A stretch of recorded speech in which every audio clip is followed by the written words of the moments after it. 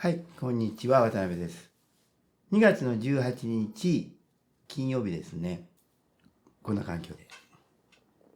はい、こんな環境で。この、5-3なんですよ。はい、今ね、水中キットをつけてるんですよ。で、これで海にね、僕撮影はできるんですけど、いわゆるこちらの方のモニターでは確認できないと思うんですけどね。今、モバイルモニターで、インスタ 360GO2 で、こちらで今、アプリを使って撮影してるんですね。こんな感じで。はい、こんな感じで今ね。で、今、このレックボタンを押したら、GO3が活動するんですけど、水の中で、今ちょっとこれを、わかりますこのバケツ。はい。これを想定してるんです。このバケツをこっちに移動してみましょうか。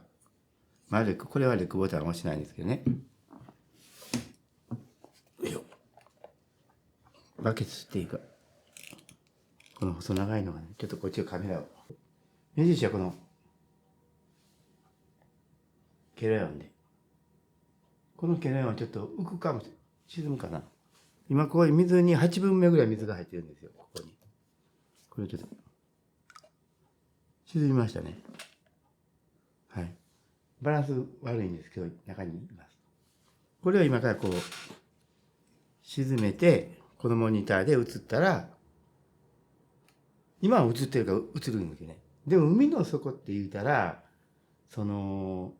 電波がね、深く入っていったら届かなくて、こういう、今くるくる回ってるんですけどね。見えないのかもしれないですね。池で、ドローンに、GO3 をつけて飛ばしたときは、電波が届くて、そのモバイルモニターには映らなかったんですけど、今の感じだと映ってますね。水の中やったら暗い、これちょうどこの黒いバケツなんで暗く設定してるんで、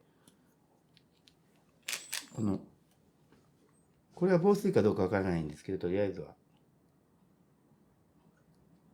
明かりを、これぐらいで。はい。これも防水、今は大丈夫やかわからないけど、あれをつけてね、袋にかぶしてもいいかもしれないね。サランラップかなんか。ね。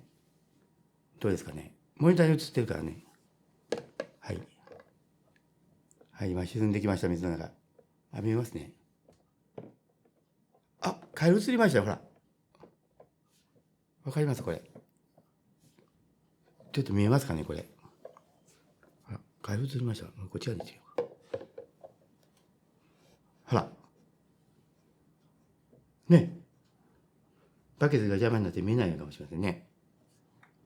バケツをこう、ようして。ここに。見えますこれ。はい。今、カエルが、いけるかもしれませんね。モバイルモニター。ね。電波が届いたらですよ。海の底で。これで、渡辺と、スタッフの人と、ほら、今から、こんな感じで。ちょっと遅延があるのかな。うん。まあ、こんな感じですわ。はい。GO3 はもともとね、防水が5メートルぐらいは効くんですよ。それでも、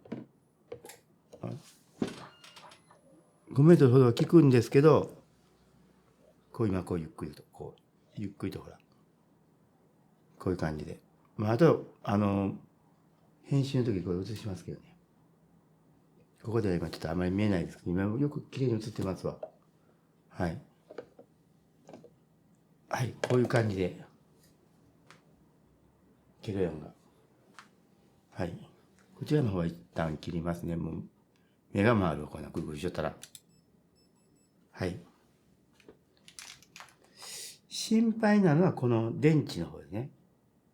この明かりの方が。ある程度上がってましたね。光ってました、これ。このバケツ暗いから、暗いのかな思って。思ったんですけど、いっぺんこれつけんといってん。今録音しないんですけど、つけんと潜ったら、あ、真っ暗でさ。ね、カエルさんを。映るな。明かりなかったら映ってますね。うん。